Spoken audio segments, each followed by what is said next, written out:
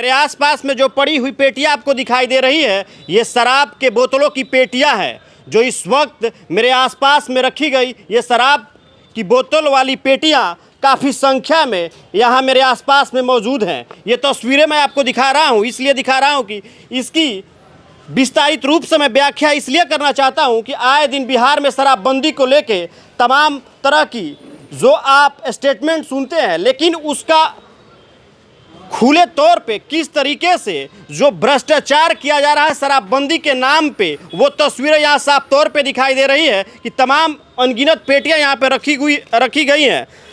और दूसरे तरफ ये पेटियाँ किस वजह से यहाँ पे आई है, इस ट्रक को आप साफ तौर पे देखिए। और इस ट्रक से अभी भी पेटियाँ उतारी जा रही है शराब की पेटियाँ इसलिए उतारी जा रही है क्योंकि विगत आज पहले सुबह शराब से भरी एक ट्रक, जिस ट्रक को आप देखिए इस तस्वीर में, इस ट्रक से शराब की बड़ी खेप आरा की तरफ आ रही थी। मुख्य सड़क बक्सर से होते हुए आरा की तरफ जा रही थी और आरा मुख्य सड़क के बेलौटी के पथ पर इसको पुलिस और प्रशासन के द्वारा इसको पकड़ा गया। लेकिन सबसे बड़ी बात यह है कि प्रशासन लगातार हर बॉर्डर और चौक चौराहे पर प्रशासन की चौकसी दिखाई देती है, लेकिन उसके बावजूद भी बिहार में आए दिन बड़े बड़े शराब के खेप दिखाई देते हैं। उसका ये जीता जागता तस्वीर है, ये प्रमाण है कि प्रमाणित करता है कि बिहार में शराब बंद होने के बावजूद भी किस तरीके से धड़ल्ले से शराब बेची जा रही है। शराब माफियाओं का जो मनोबल है इतने चरम सीमा पे है कि उसकी जीती जागती तस्वीर का ये उदाहरण प्रमाणित करता है कि बिहार में शराब माफिया जो है कितने जोर और शोर से पनपते हुए दिखाई दे रहे हैं। उसका ये जीता जागता ये 10 चक्कों वाला ट्रक, जिसके अंदर तमाम उस दारू के बोतलों की पेटियां रखी गई है, जिसको बिहार पुलिस ने पकड़ा है। लेकिन सबसे बड़ा सवाल बिहार पुलिस के ऊपर तब खड़ा होता है कि आखिर बिहार पुलिस तमाम बॉर्डरों पे और तमाम चौक चौराहे पे अपनी मुस्तैदी के साथ ड्यूटी करती है, उसके बावजूद भी इतने बड़े बड़े शराब के जो खेप हैं वो कैसे प्रशासन के हाथ लगते हैं। आखिर बॉर्डर से बिहार में शराब कैसे प्रवेश कर जाता है, ये सबसे बड़ा सवाल ये खड़ा करता है बिहार के पुलिस प्रशासन के ऊपर।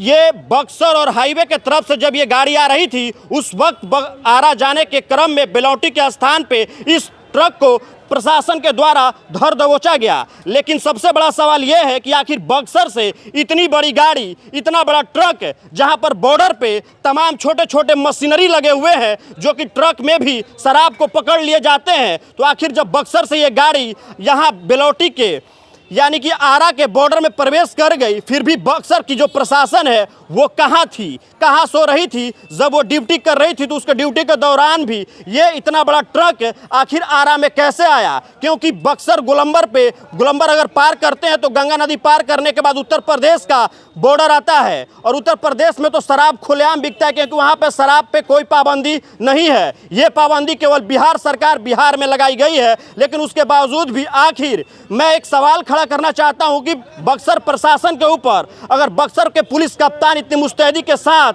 अपने जवानों के साथ अगर बक्सर के बॉर्डर पे जब उत्तर प्रदेश से बक्सर में प्रवेश करते हैं, तो उस बॉर्डर पे अगर आप अपनी सिक्योरिटी, अपनी सुरक्षा दे रहे हैं, अगर शराब माफियाओं पे अगर आप लगाम लगाना चाहते हैं, तो कैसे लगाम लगा रहे हैं कि ये इतना बड़ा शराब का खेप, जो इतना बड़ा ट्रक है, आपकी नज़रों से बचते हुए उत्तर प्रदेश के बॉर्डर से क्रॉस करके और आरा तक, यानी कि एक ज़िला पार करके दूसरे ज़िला में आखिर ये इतना बड़ा ट्रक कैसे आ गया। ये पहली वारदात नहीं है, ये पहला किसी माफिया का ट्रक नहीं है। आए दिन बिहार में ऐसे कई माफियाओं का ट्रक जो है वो लगातार बिहार में आए दिन देखने को मिलता है। हर जिले से तस्वीरें सामने निकल कर आती है। आखिर बिहार प्रशासन किस तरीके से काम कर रही है। अगर चालान काटने की बात करें तो तुरंत चेकिंग वाहनों को पकड़कर चेकिंग के दौरान में चालान काट दिया जाता है, पैसे की वसूली कर ली जाती है। उस समय प्रशासन इतनी मुस्तैदी से काम करता है कि वो किसी भी मनचले के ऊपर कोई बिना हेलमेट के लिए जाए या 4 चक्के वाहन से बिना सीट बेल्ट के लगा के अगर जाए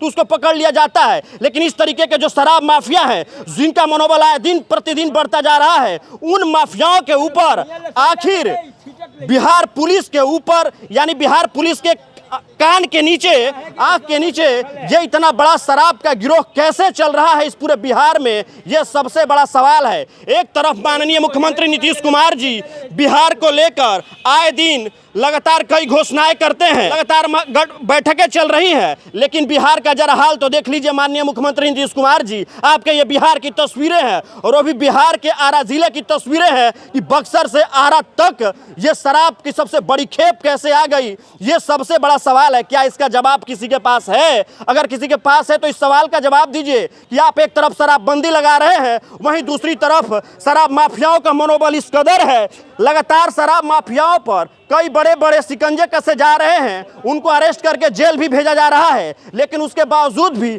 आखिर शराब माफिया ये क्या कर रहे थे? वो देखिए, जो बोतलें आपको दिखाई दे रही हैं, क्योंकि आने वाले वक्त में लोकसभा का चुनाव होने वाला है, क्या उसकी तैयारी चल रही थी? ये तो सवाल हम पूछेंगे ही, क्योंकि इतना बड़ा ट्रक वो भी बिहार में आ गया और आने वाले 5-6 महीनों में एमपी का चुनाव होने वाला है। क्या चुनाव में शराब पे वोटें मांगी जाएंगी क्या?